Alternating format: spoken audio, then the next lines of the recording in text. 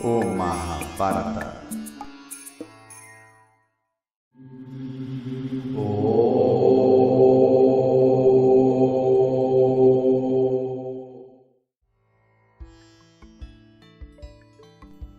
Olá, namastê, espero que estejam todos bem. Meu nome é José Antônio, sou formado em filosofia, professor de ética e filosofia indianas e instrutor de yoga. Hoje começaremos uma série de episódios sobre o Mahabharata. O objetivo é fazer uma leitura bastante resumida, com comentários, para facilitar o entendimento e estimulá-los a lerem por si só o texto. Sabe como é? Quem conta um conto, aumenta um ponto, além de sempre ter uma visão peculiar sobre aquilo que leu.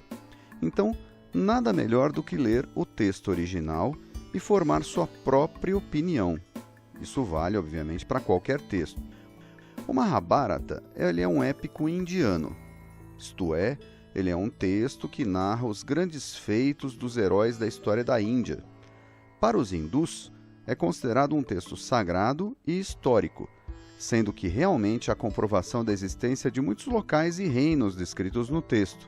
Entretanto, não é possível comprovar a existência de todos os personagens e acontecimentos, sendo provável que parte deles seja uma criação popular. A leitura do Mahabharata é importante para compreender a cultura da Índia, principalmente a cultura da Índia antiga, nos dando elementos para entender os valores, as convicções, os princípios e o ideário desse povo, cuja influência no Ocidente se deu através da culinária, pelo uso de especiarias, da literatura e da filosofia. É particularmente indicada para praticantes de yoga e para quem se interessa por cultura e filosofia oriental, pois o Mahabharata contém histórias e mais histórias que exemplificam todos os aspectos daquela cultura, de forma interessante e divertida, mostrando as nuances, mas não fugindo das contradições. A Bhagavad Gita, que talvez seja o texto hindu mais conhecido no Ocidente, é composta por 18 capítulos que estão contidos no livro 6 do Mahabharata. A primeira tradução da Bhagavad Gita, para vocês terem uma ideia, para uma língua ocidental, ocorreu em 1785 por Charles Wilkins, que a traduziu para o inglês. 2 anos mais tarde já havia tradução para o francês e em 1802 para o alemão. A Bhagavad Gita, assim como o Mahabharata, foi originalmente composto em sânscrito e escrito em alfabeto Devanagari, que apesar de parecer tão diferente, é uma língua da família indo-europeia, em cujos ramos encontramos as línguas latinas, de onde se originou o português, as germânicas e as eslavas. A tradução que vamos utilizar foi feita por Eleonora Meyer, em 2011, a partir da versão inglesa do sânscrito de Kesari Mohan Ganguly, que fez essa tradução entre 1883 e 1896. Ela é a única tradução completa do Mahabharata que está em domínio público hoje. Vocês podem encontrar essa versão em inglês e também em sânscrito no site Internet Sacred Text Archive. Também podem achar inúmeros textos indianos traduzidos pela Eleonora Meyer no site floresecoisas.blogspot.com. Como eu acho difícil de procurar coisas em blogs, eu sugiro que vocês procurem no Google com as seguintes palavras-chave: Flores e Coisas, livros hindus traduzidos ou Flores e Coisas Mahabharata. Cairá direto na página dos livros. Seria muito interessante baixarem os livros para acompanhar a leitura e os pormenores. Fica aqui a minha homenagem a Eleonora Meyer por nos proporcionar esta oportunidade. O primeiro livro do Mahabharata chama Adiparva, que quer dizer divisão inicial ou primeira divisão, mas vamos chamar de livro 1. Uma característica interessante é que no Mahabharata há histórias dentro de histórias dentro de histórias e os personagens têm muitos nomes, eles têm muitos epítetos, São chamados por muitos apelidos. Isso exige bastante atenção do leitor. Conforme eu for lendo, eu vou introduzindo a pronúncia dos nomes. A tradução original em inglês não levou em consideração nenhuma norma de transliteração para o alfabeto latino, que só foi padronizada em 1894. Então, a grafia dos nomes, especialmente para o português, não é das melhores quando se trata de pronúncia. Vamos ao início. A gente vai começar então pelo capítulo 1 do livro 1, o Adiparva, né? Então vamos lá. Ugrasrava, filho de Lomaharshana, de sobrenome Sauti, né? No original em sânscrito consta Sutta, tá? Mas vamos chamar o cara de Sauti. Bem versado nos Puranas, se curvando com humildade, um dia se aproximou dos grandes sábios de votos rígidos, reunidos tranquilamente em assembleia, que tinham ajudado no sacrifício de 12 anos de Shaunaka, de sobrenome Kulapati, na floresta de Naimisha. Aqui a gente já começa a descobrir que o nosso narrador vai ser Sauti, né? Ele é Ugrasrava, ou Sauti, que é mais fácil. Sauti está em visita a Kulapati, ou, se vocês acharem mais bonitinho, Shaunaka, um asceta que vive na floresta com outros homens santos, fazendo um sacrifício de 12 anos. Esses sacrifícios prolongados, né, são muito comuns na Índia até hoje, no Mahabharata há inúmeros exemplos. Nesse trecho, há um ponto interessante. Uma das versões sobre a origem da yoga, ou yoga, né, se vocês preferirem, depois a gente pode discutir como é que se fala isso, que é uma das 6 escolas ortodoxas do hinduísmo, está ligada aos Aranyakas, ou ascetas que viviam nas florestas. Aranya, né, é uma das palavras para floresta em sânscrito. Esses Aranyakas não tinham recursos para rituais tão elaborados quanto os feitos pelos Brahmanes, né, uma das castas hindus, a casta lá dos sacerdotes, né? Então, foram simplificando os rituais, retirando mantras, oferendas e sacrifícios ao fogo e a participação complexa de muitos sacerdotes. Simplificaram tanto que restou somente o ritual interior à meditação. Algo que poderiam fazer solitários nas florestas, nas cavernas, em qualquer lugar e com poucos recursos. O nome da floresta, Naimisha, deriva de Nimisha, que quer dizer num piscar de olhos, num momento, né? Então, a menor parte do tempo, né? Ali houve uma luta em que muitos asuras foram mortos instantaneamente, daí o nome e a sacralidade do lugar. Hoje, essa floresta não existe mais, mas é considerado um lugar sagrado, e há um templo em sua homenagem na cidade de Ninsar, em Uttar Pradesh. Asuras são os adversários dos Devas, né? As traduções, né, de Asuras por demônios e Devas, né, por deuses não são boas, mas podemos falar disso num outro momento.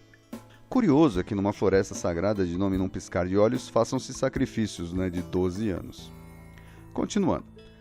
Aqueles ascetas, desejando ouvir suas narrações extraordinárias, né, as suas narrações, as do Sauti, né, logo começaram a se dirigir a ele, Sauti, que tinha assim chegado àquela reclusa residência dos habitantes da floresta de Naimisha. Tendo sido acolhido, com o devido respeito por aqueles homens santos, ele saudou aqueles munis sábios com as palmas unidas, todos eles, e perguntou sobre o progresso do seu ascetismo. Então, todos os ascetas, estando sentados novamente, o filho de Lomaharshana ocupou humildemente o assento que lhe foi designado. Vendo que ele estava confortavelmente sentado e recuperado da fadiga, um dos rishis, iniciando a conversação, lhe perguntou: De onde tu vens, ó Sauti de olhos de lótus? E onde tu tens passado o tempo? Conte a mim, que te pergunta em detalhes. Percebam que mesmo na floresta, há toda uma cerimônia para o contato entre os locais e os visitantes. Notem a delicadeza.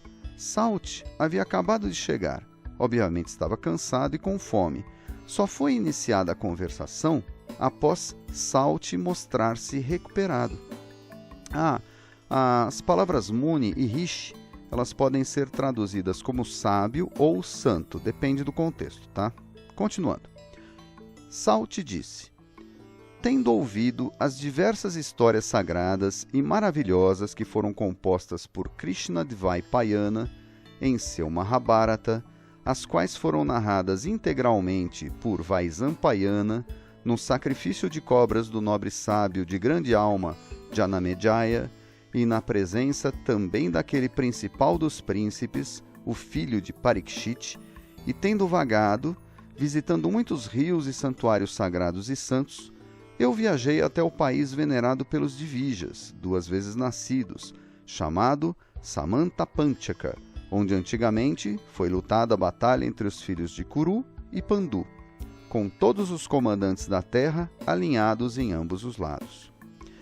Krishna Dvaipayana é o Vyasa, que é o autor do Mahabharata. A palavra Vyasa pode significar compilador, o que sugere que o autor utilizou-se de histórias já conhecidas. O epíteto Krishna Dvaipayana vem de Krishna, a cor preta, e Dvaipayana, que é nascido em uma ilha. A cor preta pode significar a cor da pele do Vyasa, pois Krishna é uma palavra muito comum no Mahabharata e ela é usada para vários personagens ao longo das histórias, tendo esse significado normalmente no contexto. Nascido em uma ilha, porque Satyavati, a mãe do Vyasa, a mãe dele, deu à luz numa ilha do rio Yamuna, onde trabalhava como barqueira. Só para constar, no texto da Eleonora, a palavra Dvaipayana está grafada com W, que em português poderia ser lida Dvaipayana. Os falantes do inglês preferem essa pronúncia que não consta em sânscrito. Outras palavras comuns com a mesma pronúncia são Swami e Swastika, que em Devanagari grafam-se Svami e Svastika.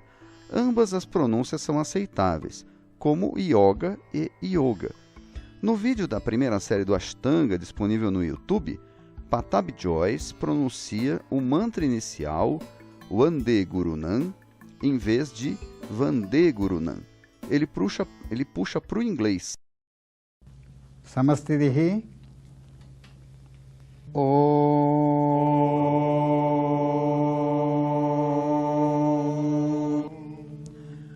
Vande Gurunam Charanaravinda. Assim, há quem prefira Svami, há quem prefira Swami. Depende da origem. Vaisampayana é o discípulo de Vyasa. É ele quem contará o Mahabharata para o rei Janamejaya, filho do rei Parikshit, já falecido. Mahabharata é a junção de 2 palavras. Maha, quer dizer grande, e Bharata, que é um dos antepassados dos hindus e personagem no próprio Mahabharata, Então, Bharata é um personagem, é um ancestral, mas que no contexto, como o livro é um Mahabharata, ele representa a história da Índia, porque Bharata, se vocês olharem na bandeira da Índia, é o nome pelo qual eles mesmos se chamam, Então, a Índia é chamada de Bharata. Boa parte da história se passa na região ao norte do que hoje é Delhi, capital da Índia, entre os rios Yamuna e Ganges, terra em que na época da história habitavam os Kurus, dinastia dos protagonistas. O sacrifício das cobras é um ritual onde cobras são queimadas numa fogueira, atraída pelos mantras cantados pelos sacerdotes ali presentes. Não deixa de ser uma espécie de vingança do rei Janamejaya pelo pai dele, o rei Parikshit, ter sido morto por uma cobra.